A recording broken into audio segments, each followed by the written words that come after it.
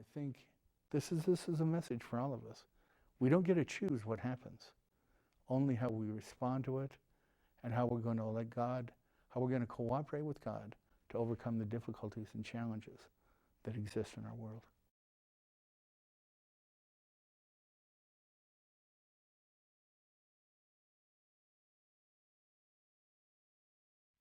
I was born out in Harborview Hospital out in Seattle.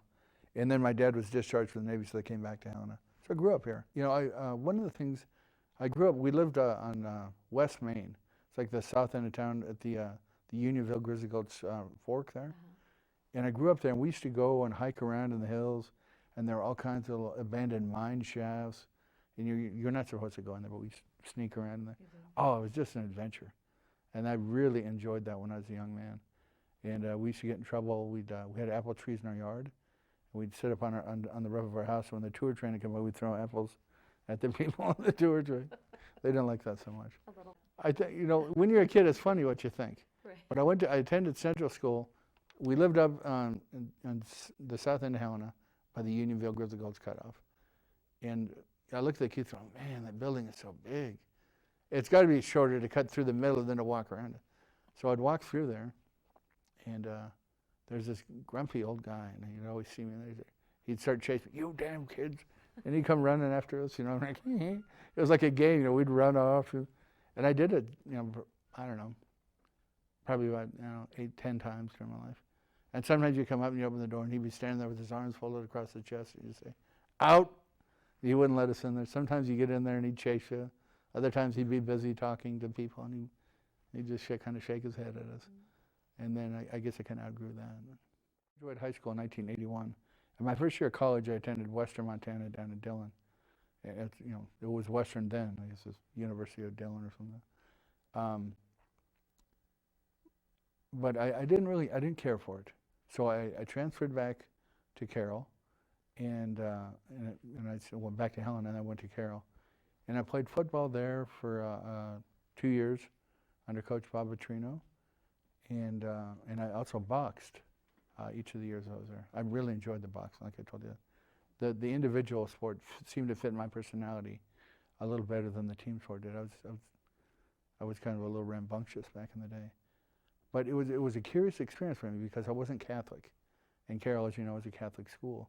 So I always felt kind of like an outsider. I remember we had to attend Mass there as part of the football preparation. Coach Vitrino came out of his office. One of the young men on our team could do an excellent impersonation of him, but I'll do my best here. He said, tomorrow's our first game. Today, Mass in the chapel, 5 o'clock. Attendance is mandatory. It's not too good. But so I looked at the kid that was dressed across the little walkway from me. I said, what's a chapel?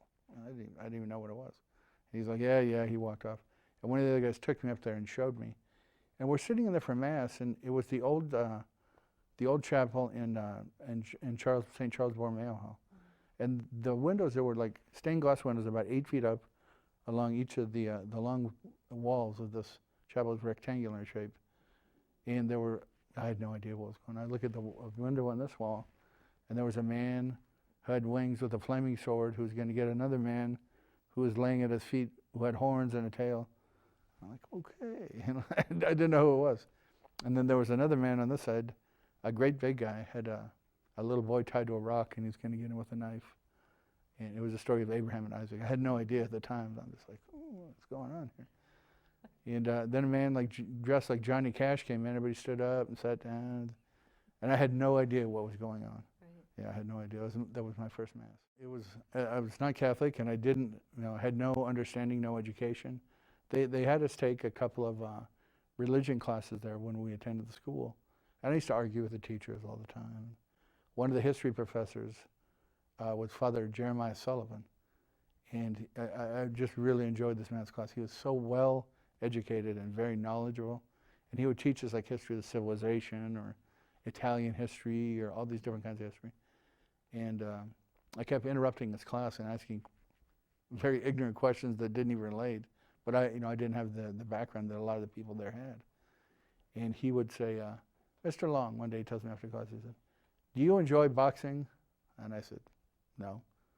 And he said, well, why don't you meet me down at the gym today at 4 o'clock? So I said, okay. So I went down there, and he took me into the little boxing room. And at the time, Father Sullivan was probably 5'10", maybe about 350 pounds, pretty portly. But since I've seen both Sugar Ray Leonard and Mike Tyson hit the speed bag, and Father Jeremiah could hit the speed bag better than either of those guys. I was just amazed how fast he was moving, and I was like, wow. And then he showed me how, certain basic techniques in boxing. And when the coach came in, it was Walt Chauncey, my old football coach from Capitol. He said, this is your coach. And he said, just do what he tells you to do. And I fell in love with it. I really like that boxing.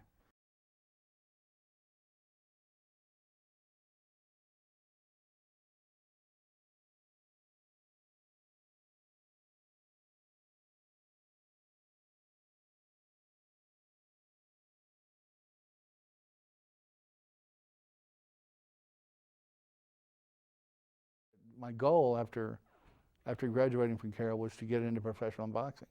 And I knew, you know a man who knows a man who knows a man. And I knew a friend, there's the old judge, Mills Lane. He was a district attorney in Nevada. And he was also one of the main boxing referees of his day. And he was also involved with Top Rank Boxing on ESPN, where they take younger fighters and give them a fight on TV to kind of make a name and see if they would make a splash in the boxing industry. And I had this in with my friend's dad, who used to train horses with Mills Lane. Okay. And so I thought, there's an opportunity for this.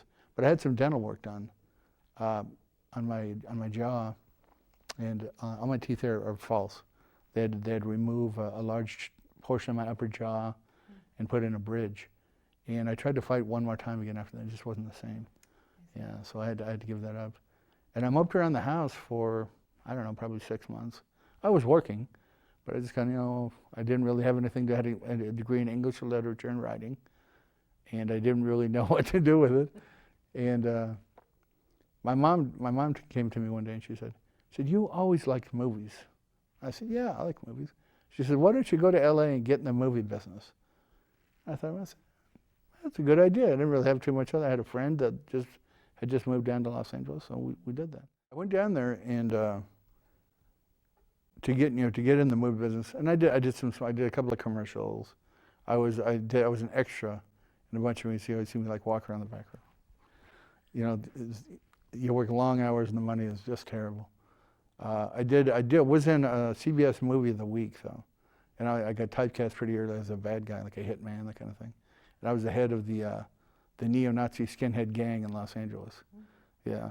So somebody would say, "Oh, I'd like to see that movie." I'm like, "Yeah, I don't think so. I'm not going to drag it out so you can watch that." You're kind of embarrassed about some of the things you used to do. And I had some trouble. It didn't really work out the way I thought it would. And I had a lot of real unpleasant experiences with some of the people who are involved in casting, in acquiring new talent, and they were talent agents and directors and stuff. And it was a real seedy business. And I just decided that I didn't really want to do that anymore. And I used to work at a nightclub. I worked at a comedy club and a bar in the evening. Then in the daytime I could drive around and do auditions and things. And finally I said, well, I'm going to let that go and I'll go get another job, during the daytime. And I started working at a museum, and I really enjoyed it. And I ended up managing that museum for 7 years. It's the Norton Simon Museum down in Pasadena. What a nice job. Nice job. And I supervised about anywhere from between 55 and 60 people on a daily basis. And I really enjoyed it. Okay. It helped me grow a lot, and I learned a lot about relating with people. And I used to ride a motorcycle in my attempt to get in the movie industry. So I thought it would give me a better chance to get a part. So I would ride we had a uniform at work, so I'd ride my motorcycle from my apartment over to work. And one day I was riding home after work, and I got hit by a car, and I smashed into a car in the next lane with my head. I was immediately unconscious. I have no idea what happened. And the witnesses reported to the sheriff that I was rolling down the road, and another car ran over the top of me. And here I am. Wow. Thought I would die that night. My dad and the the girlfriend I had a girlfriend that I lived with at that time. They were both in the hospital there, and I had some really, really interesting religious experiences that proved to be, what I perceived to be a call of God, and it brought me into the Catholic Church. This girlfriend, she was a beautiful woman. She was a Mexican girl. She had dark hair, dark skin, dark eyes. She was a really nice gal. And she came in one day, and she had a little chip on her shoulder. I had a big chip on my shoulder. And I think that's what kind of drew us together. But she came in one day, and she had dark hair, dark skin, dark eyes. Her hair looked blonde, and it looked like there was light coming from her face. And she was vacuuming the carpet of this apartment we shared. And I looked at her, and I said, "What the heck happened to you?" And she says, "I'm Catholic. I've been away from the church for 13 years. And I just went to confession." Now, I attended Carroll, and I had some exposure to the Catholic Church, and I didn't really understand anything about it. But when I saw this change in her, I knew there was something to it. And she said, we were talking about getting married at the time. I said, if we're going to get married, we'll get married in the church. And here's a class you can take. She had a bulletin. Here's a class you can take that will allow you to get baptized and confirmed in the church, and then we'll be able to set a date for our marriage sometime after that. And I said, okay. And I went through this about a year and a half of this RCIA class. And then when I was baptized, at the very moment the priest was pouring the water over my head, I didn't hear the voice of God or see a big banner come down from the sky or anything. I just knew that I was going to be a priest right at that moment. And I'm like, I didn't want to be a priest. I want to get married. I didn't really know what a priest did. So I went on for about 3 days later. I told the priest who baptized me, I said, the other night when you baptized me, I thought I had this feeling that I'm going to be a priest. He said, don't worry about it. Every man who's baptized as an adult has that same feeling. Wait a few days, it'll go away. And it went away. I'm like, thank you. But it came back. Went away, came back. I played ping pong with this for about 7 years. And then I was going to go into a religious order in New York City. And I went there and spent some time on and off for a couple of years. They sent me to school in Ohio to do what they call pre-theology studies. You learn some philosophy. And then after that, we discerned this religious order, and I discerned that I was better suited for parish work. So they sent me back home to the Diocese of Helena. And in 2003, they sent me to the seminary out in Mount Angel, Oregon. And I was ordained a priest in 2007 in December.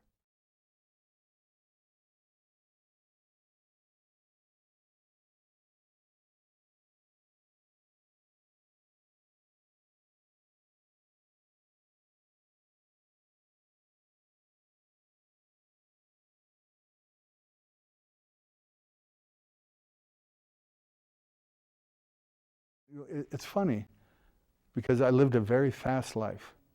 I was involved in troublemaking. I used to get in street fights a lot. I was very involved in I used to drink, and I had a lot of problems. I had several accidents, both on my motorcycle and cars. I had some falls. I hurt myself, fighting, and about 15 years ago, I just started weakening, and I thought maybe because I had such a fast life, I was just aging a little more rapidly than people my age. And when I was in the seminary, I had hip surgery. My left knee it was really causing me a great deal of pain. So I went in, they did an x-ray of the knee, no, knee is fine. They did an MRI, no, your knee is fine. And finally they did an x-ray of my back, and they noticed something on my hip. And they did an MRI, and they found that I had a large tumor about the size I can't close my fist anymore, but about the size of your fist, that was growing right at the insertion point of your groin muscle in my femur. And that's what was causing it. Was putting stress on the muscle. That's why my knee was hurting. So they removed that tumor, and just a couple of months after they did that, I remember sitting at the seminary one day on the edge of my bed, and I could just feel the strength flowing out of my body. It was the most uncanny experience that I've ever had in my life.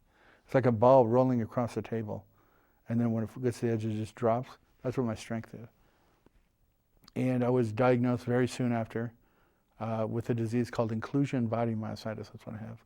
It's a different disease, but it mimics ALS.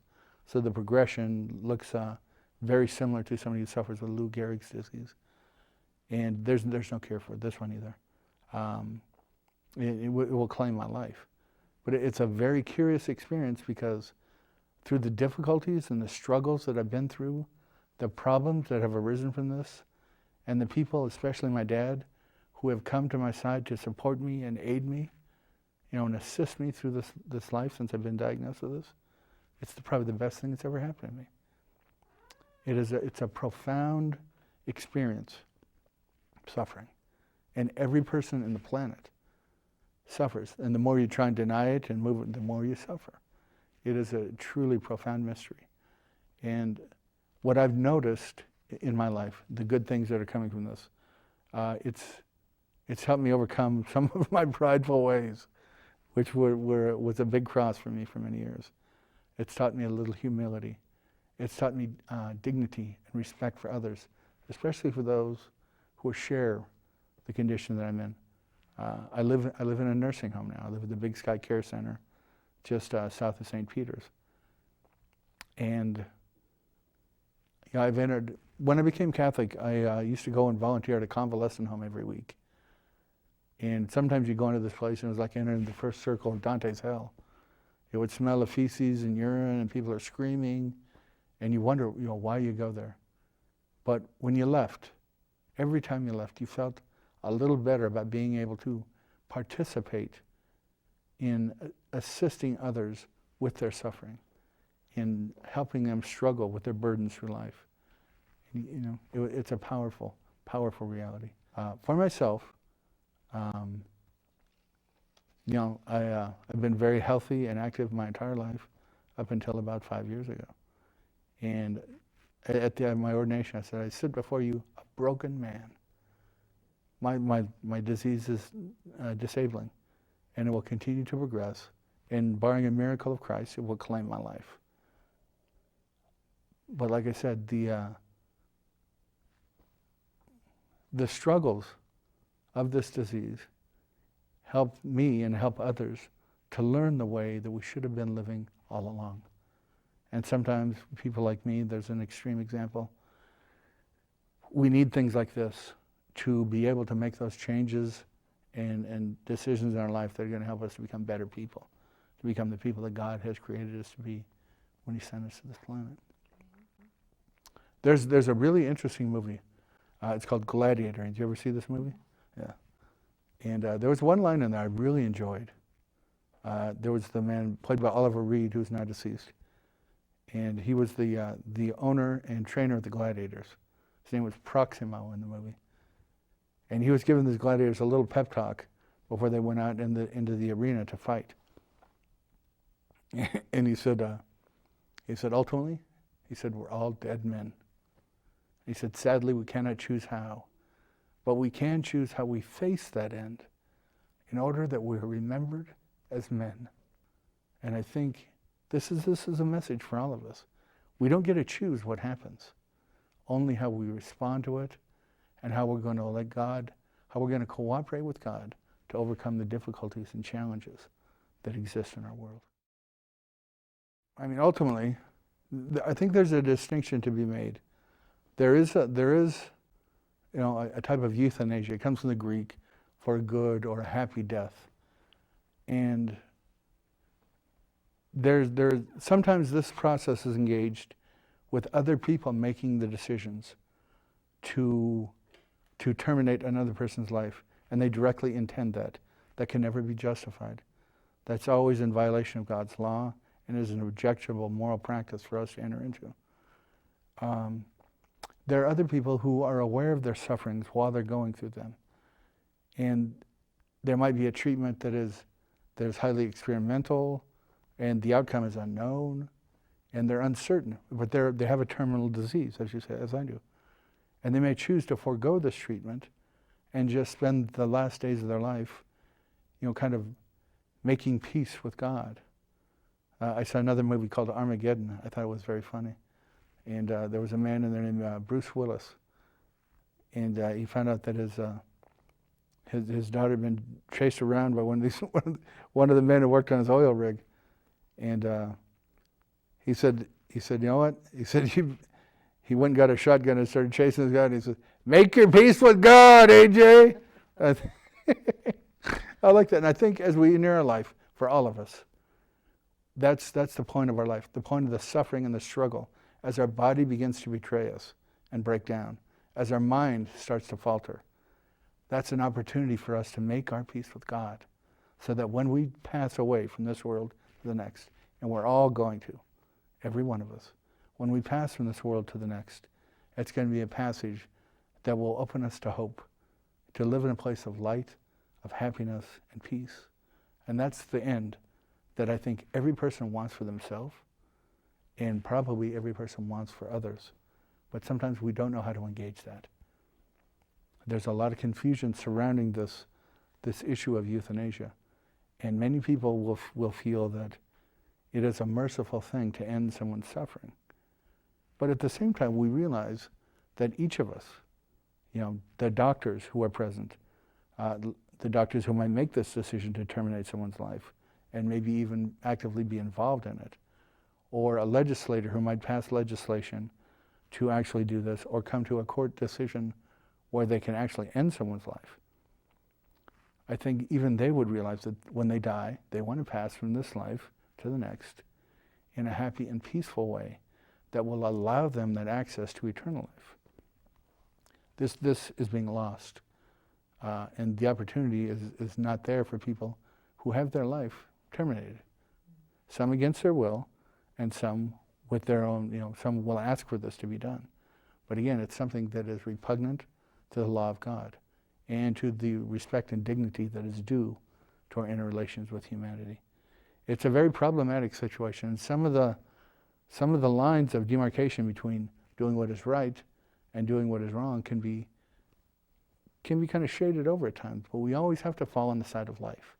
And we always want to try and encourage others to accept Christ's gift of life in this world, so that when they die, they can accept his gift of life in the next world.